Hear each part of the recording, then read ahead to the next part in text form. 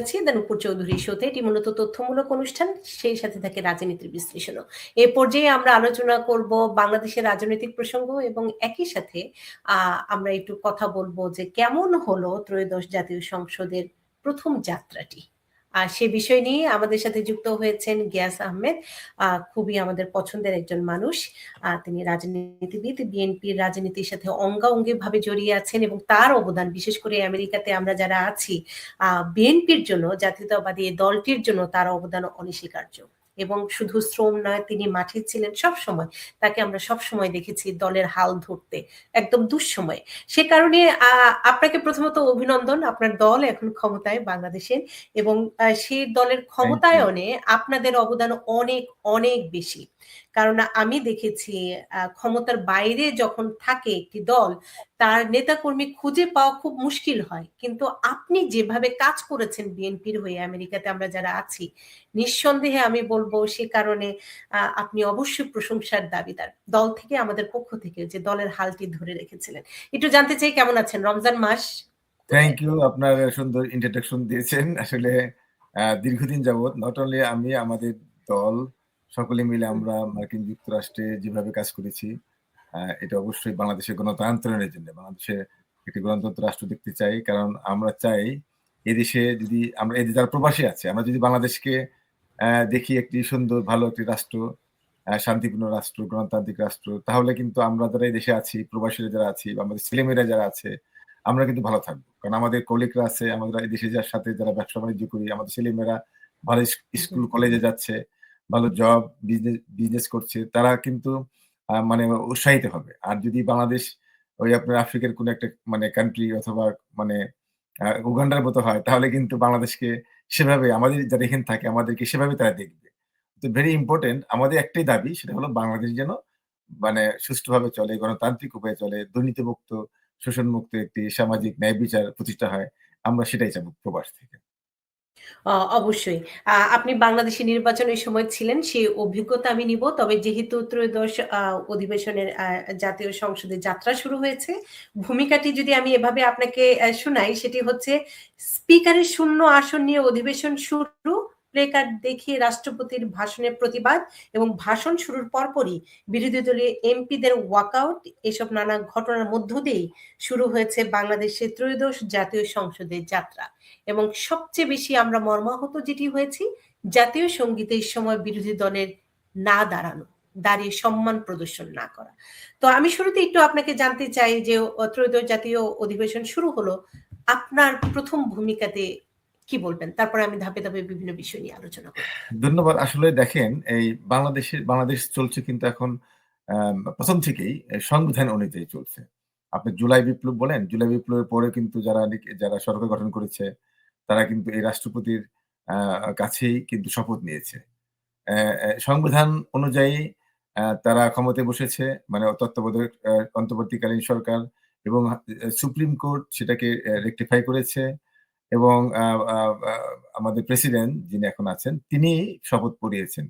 অতএব সংবিধান অনুযায়ী কিন্তু চলছে। এটা কি বিপ্লবী সরকার ছিল না, বা মানে সংবিধানকে বাতিল করা হয়নি। যেহেতু সংবিধান অনুযায়ী দেশ চলছে, সংবিধান অনুযায়ী নির্বাচন হয়েছে, নির্বাচনের কাঠামো সবকিছু কিন্তু সংবিধান অনুযায়ী হয়েছে। এখন তারা বলবে যে তাহলে সংবিধান অনুযায়ী হলে তো সংবিধান অনুযায়ী নির্বাচন হওয়ার কথা ছিল তো ২৮ সনে। কোয়েশ্চেনটা হলো যে যখন একটি সরকার পালিয়ে যায়, তখন তো একটি অন্তর্বর্তীকালীন সরকার গঠিত হয়েছে সংবিধান অনুযায়ী। এবং এই আ আ আমাদের যে প্রেসিডেন্ট, তিনি সংবিধান অনুযায়ী শপথ করিয়েছেন। এখনো কিন্তু সেইভাবেই দেশটা চলছে। সংবিধান অনুযায়ী তিনি তিনি ভাষণ দিবেন। তো কেন যে মানে যে উপদেষ্টারা একসময় এই বিচারপতির কাছে শপথ নিলেন, তখন তারা কিছু বললেন না। এবং এই বিচারপতিকে রেখেই তারা আরো ৫ বছর ক্ষমতায় থাকতে চেয়েছিলেন। তারা কিন্তু নির্বাচন চায় নাই। তারা কিন্তু নির্বাচনকে দীর্ঘায়িত করার চেষ্টা করেছে এই বর্তমান মানে এই প্রেসিডেন্টকে রেখেই। তো এখন প্রেসিডেন্ট যদি থাকতো এবং বিএনপি যদি চাপ না দিত, জনগণ যদি নির্বাচনমুখী না হতো, তারা কিন্তু তাহলে, এবং তারা যদি সুষ্ঠুভাবে দেশটাকে পরিচালিত করতে পারত, তাহলে কিন্তু তারা নির্বাচন দিত না। এবং এই জামাত এবং এনসিপি এই নির্বাচন না দেওয়ার জন্য কিন্তু যত বাহানা করেছে। তো সেই ক্ষেত্রে আমি বলব যে এটা একটা মানে হঠকারিতা। আমরা চেয়েছিলাম যে এই জুলাই বিপ্লবের পর একটি দেশে শান্তি ফিরে আসবে, শান্তি শৃঙ্খলা ফিরে আসবে। দেশের যে এই নৈরাজ্য এটি হবে না। কিন্তু এখন দেখা যাচ্ছে যে তারা কিন্তু আবার সেই নৈরাজ্য সৃষ্টি করার চেষ্টা করছে, যেটা নাকি শুভনীয় নয়। আর শুধু রাষ্ট্রপতির ভাষণের সময় প্রতিবাদের বিষয়টির চেয়েও সবচেয়ে বেশি সমালোচনা হচ্ছে জাতীয় সঙ্গীতের সময় না দাঁড়ানো। আপনি কি মনে করছেন এই বিষয়টিকে আপনি দেখেন কিভাবে একসময় দেখছেন? তারা বলেছে শহীদ মিনারে তারা ফুল দিবে না, এগুলি নাজায়েজ হারাম। কিন্তু তিনি কিন্তু গেলেন। মানে যাওয়ার পরে একসময় যারা নাকি ফতোয়া দিয়েছেন যে এটা দেওয়া যাবে না, এটা কিন্তু একটা সিম্বলিক। এখানে কেউ পূজা করছে না। এখানে কিন্তু কেউ ফুল দেওয়ার অর্থই নাই যে সেখানে কেউ মানে তাদেরকে পূজার মানে নিয়তে মানে সেখানে যাচ্ছে বা গিয়েছে বা যাবে। এখানে আমাদের একটা ধর্মের প্রথম আছে যে ইন্নামা আমালু বিন্নিয়াত। মানে নিয়াতের উপর মানে আমার কর্ম নির্ভরশীল। নিয়াতটা কি ইনটেনশন টা কি? তো সেই ক্ষেত্রে তারা কিন্তু আবার পরিবর্তন করল। হ্যাঁ, আমরা তো ওখানে বিরোধী দল হিসেবে গিয়েছি। অ্যা অতএব এখন আবার দেখেন জাতীয় সংগীতের দাঁড়ানোটা তো একটা শ্রদ্ধা। এটা দেশের প্রতি বা দেশের যে আপনার সার্বভৌমত্বের প্রতি যে একটা শ্রদ্ধা, বাংলাদেশ আছে, সেই বাংলাদেশের জাতীয় সংগীত একটা আছে। সেখানে শ্রদ্ধা নিবেদন করা, দাঁড়িয়ে।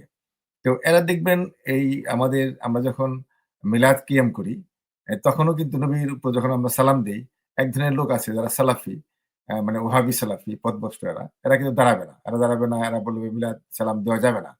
তো এরা কারা? এরা কিন্তু আজকে দেখেন মধ্যপ্রাচ্যে এই সুন্নি, এই সৌদির ওই ওহাবি সালাফিরা দেখেন আজকে তাদের ভূমিকাটা কি? তারা কিন্তু আজকে আরব বিশ্বকে ধ্বংস করে দিচ্ছে। তারা দেখেন এই যুদ্ধের মানে পক্ষে ইসরায়েলের পক্ষে তারা সমর্থন দিচ্ছে। তো এদের আকীদা হলো ভ্রান্ত আকীদা। এরা নাম বলছে ইসলামী, জামাতে ইসলামী, আসলে তারা ইসলাম নয়। এটা মওদুদি ইসলাম। মওদুদির যে আকীদা সেটা ভ্রান্ত, টোটালি ভ্রান্ত আকীদা। আপনার এটা এসে বাংলাদেশের প্রত্যেকটা আলেম মানে যারা নাকি বুজুর্গ অ্যান আ যারা নাকি আলেম তারা কিন্তু এর ফতোয়াই দিয়েছে যে জামাত ইসলাম ইসলামকে রিপ্রেজেন্ট করে না। বরং জামাত ইসলাম ইসলামকে বিকৃতি করছে। তো সেক্ষেত্রে আমি মনে করব এটা তারা অন্যায় করেছে। হয়তো একসময় আসবে দেখবেন। আজকে হয়তো মানে ওয়াকআউট করেছে। দেখবেন আবার তারা আবার আসবে। আপনি অচিরেই দেখবেন তারা আবার দাঁড়াবে। এবং তারা যদি কখনো ক্ষমতায় যায় তারাও আবার বলবে যে, "হ্যাঁ, আমরা ক্ষমতায় আসছি বলে সরকার আছি বলে আমরা এখন দাঁড়াচ্ছি।"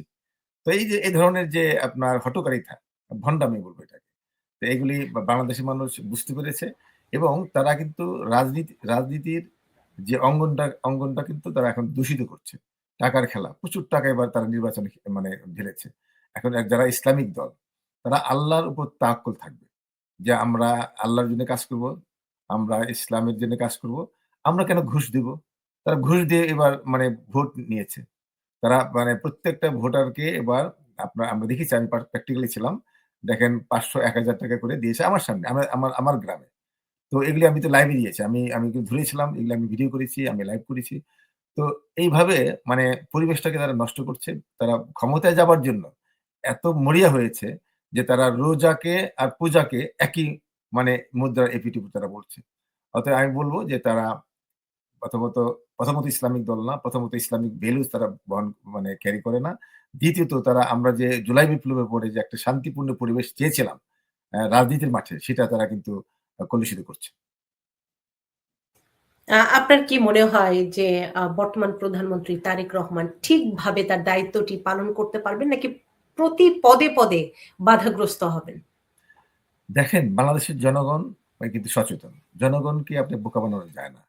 আপনার ওই যে বট বাহিনী দিয়ে, ভুয়া আইডি দিয়ে বা এই ধরনের আ আ মিথ্যা প্রোপাগান্ডা বা নৈরাজ্য সৃষ্টি করে আপনি টিকে থাকতে পারবেন না। তারেক রহমানের যে পজিটিভ রাজনীতি, তিনি কিন্তু ১৭ বছর বিদেশে থেকে লন্ডনে থেকে মানে যে একটি সভ্য দেশে থেকে যে সংস্কৃতি, যে সোশ্যাল একটা ডেমোক্রেটিক কান্ট্রি অথবা কল্যাণমূলক রাষ্ট্র বলেন, সেটা যে দেখেছে প্র্যাকটিক্যালি তিনি দেখেছেন। তিনি সেই পরিবর্তন আনবার চেষ্টা করেছেন এবং করছেন। তিনি কিন্তু বলেছেন যে, "I have a dream" এবং ড্রিম নিয়েই তিনি যাচ্ছেন এবং দেখেছেন ইতিমধ্যে তিনি যে পরিবর্তনের ধারা আপনার চালু করেছেন, এটা সর্বক্ষেত্রে কিন্তু এটা প্রশংসনীয় হচ্ছে। তো আমি মনে করি যে তারেক রহমান সাহেব অবশ্যই তার পজিটিভ রাজনীতি নিয়ে এগিয়ে যাবেন। আর যারা নেগেটিভ রাজনীতি করবেন, নৈরাজ্য সৃষ্টি করবেন তারা মানে ভোটের মাঠে বা বাংলাদেশে তারা সুবিধা করতে পারবেন না। জনগণ তাদেরকে প্রত্যাখ্যান করবে।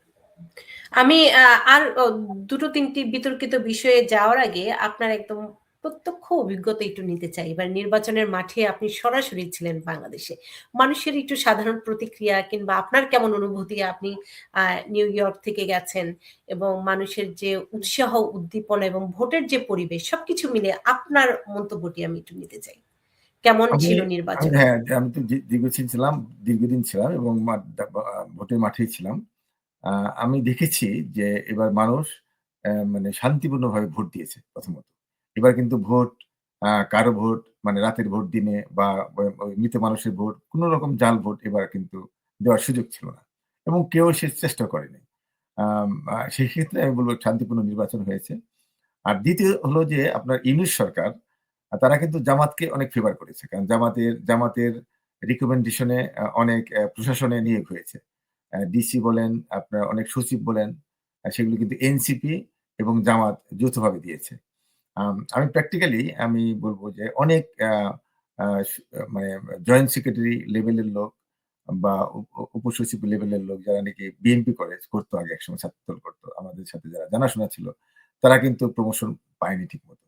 সেক্ষেত্রে আমি বলব যে জামাতকে ক্ষমতায় আনবার জন্য অথবা একটা ভারসাম্য সৃষ্টি করবার জন্য জামাতকে একটা অ্যাডভান্টেজ দিয়েছে ইউনূস সরকার। সেই কারণে জামাত মনে করেছে যে যেহেতু প্রশাসনে তাদের লোকজন ছিল, জামাত মনে করেছে এইবারে আমাদের ক্ষমতায় যেতেই হবে। এই কারণে তারা দেখেন হাজার কোটি টাকার মিশন নিয়ে তারা মাঠে নেমেছিল। উম আ মা ভোট মানে ভোট তারা কিনেছে।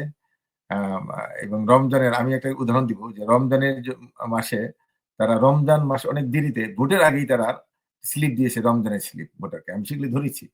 তো সেক্ষেত্রে তারা আমি মনে করি যে যদি তত্ত্বাবধায়ক সরকার টিকে থাকে এবং তত্ত্বাবধায়ক সরকারের যে সংস্কারের মাধ্যমে যে এখন থেকে যে তত্ত্বাবধায়ক সরকার হবে, সেটা কিন্তু কোন সরকারই এককভাবে কন্ট্রোল নিয়ন্ত্রণ করতে পারবে না। সেক্ষেত্রে যদি এই তত্ত্বাবধায়ক সরকারের অধীনে নির্বাচন হয়, তাহলে আপনার জনগণ ভোট দিতে পারবে এবং জনগণ যদি ভোট দিতে পারে তাহলে আপনার আম এ এ স্বৈরাচারী হওয়ার কোন সুযোগ নেই বা দুর্নীতি করবার কোন সুযোগ নেই। এখন ইউনূস সরকার দীর্ঘদিন ক্ষমতায় ছিল ১.৫ বছরের বেশি, ১৮ মাস বা আরো থাকতে চেয়েছিল। তারা কিন্তু অনির্বাচিত সরকার। তাদের কাছে তারা কিন্তু যতদিন থাকতো তারা মানে থাকতে পারত বা চেষ্টা করেছে। তারা কিন্তু জনগণের তারা কোন তোয়াক্কা করেনি বা আগামীতে তারা নির্বাচনের মাধ্যমে আবার সরকার গঠনের চেষ্টা তারা করবে না। সেক্ষেত্রে তারা তাদের মতো করে সরকার চালিয়েছে এবং তারা অনেক দুর্নীতির সাথে জড়িত হয়েছে। আমরা দিন, দিন দেখতে পাচ্ছি যে দুদকে কিন্তু অনেক জমা পড়েছে এই উপদেষ্টাদের আপনার বিরুদ্ধে অনেক দুর্নীতির ফাইল। এবং এই যারা নাকি এনসিপির ৩ জন বা এই ২ জন উপদেষ্টা তাদের বিরুদ্ধে কিন্তু অনেক অভিযোগ আছে। এবং হাজার, হাজার কোটি টাকার আপনার দুর্নীতি। তো এখন এনসিপি যে একটি সংস্কারের কথা বলল, একটা নতুন ধারার রাজনীতির কথা বলেছিল। কিন্তু তারা নিজেরাই কিন্তু দুর্নীতির মধ্যে জড়িয়ে পড়ল এবং তারা নিজেরাই এখন আম দামি গা দামি, দামি গাড়িতে উঠে বড়, বড় বাড়িতে তারা উঠছেন। এটাতে কিন্তু এটা ঠিক হয়নি। কারণ তারা যখন যদি রাজপথে থাকতো এবং জনগণের কাতারে থাকতো, তারা যদি দেখাতে পারত যে আমরা দুর্নীতিমুক্ত আ আ একটা সমাজ চাই, তাহলে তারা কিন্তু করতে পারত। কিন্তু সেটা তারা করেনি। তারা সেই লোভ লালসায় পড়ে গিয়ে আমি সেখানে এই ইউনূস সরকারকে আমি দায়ী করব যে তারা ইউনূস সরকার এই এনসিপি জামাতকে অনেক অ্যাডভান্টেজ দিয়েছে। নির্বাচনের সময় সেটি আমরাও যারা গণমাধ্যম কর্মী সেটিও অনেকাংশেই সেই তথ্যগুলো আমাদের হাতে এসেছে। আরেকটি বিতর্কিত বিষয় নিয়ে আমি একটু জানতে চাই। আপনি বলছিলেন যে ইউনূস সরকার জামাতে ইসলাম কিংবা এনসিপি কে এবং এনসিপি কেও বলা হয় জামাতে ইসলামেরই মূলত আরেকটি আ রূপরেখা। যেভাবে ব্যাখ্যা করুক না কেন, একেকজন একেকভাবে ব্যাখ্যা করছে। সেই প্রেক্ষাপটে বর্তমান সরকারও কি একটু জামায়াতের কথাই শুনছে কিনা? কারণ আমরা দেখেছি যে পুলিশ হত্যার বিচার নিয়ে বর্তমান সরকার কথা বলার পরও সেই সিদ্ধান্ত থেকে সরে এসেছে। আপনি কিভাবে দেখছেন বিষয়টি? না, এখন তো মনে করেন বিএনপি সরকার চায় দেশে একটি শান্তিপূর্ণ একটা পরিবেশ। যেহেতু তারা সরকার আছে এবং যেটা আপনার যদি বাংলাদেশে শান্তিপূর্ণ পরিবেশ না থাকে তাহলে বিনিয়োগ আসবে না। বিদেশে আমাদের ভাবমূর্তি আরো নষ্ট হবে। প্রবাসীদের আমরা যারা প্রবাসী সারা বিশ্বে ২ কোটি প্রবাসী থাকি। বাংলাদেশে যদি নৈরাজ্য সৃষ্টি হয়, হত্যাযজ্ঞ শুরু হয় তাহলে কিন্তু প্রবাসীরাও দেশে যাবে না এবং দেশের যে অর্থনৈতিক চালিকা শক্তি সেটা কিন্তু ঘুরবে না। সেই ক্ষেত্রে তারেক রহমান সাহেব আমাদের বর্তমান সরকার খুবই কাম এবং তারা চাচ্ছেন যে দেশের উন্নয়ন। যেভাবে হোক দেশের উন্নয়নটা চাচ্ছে। আর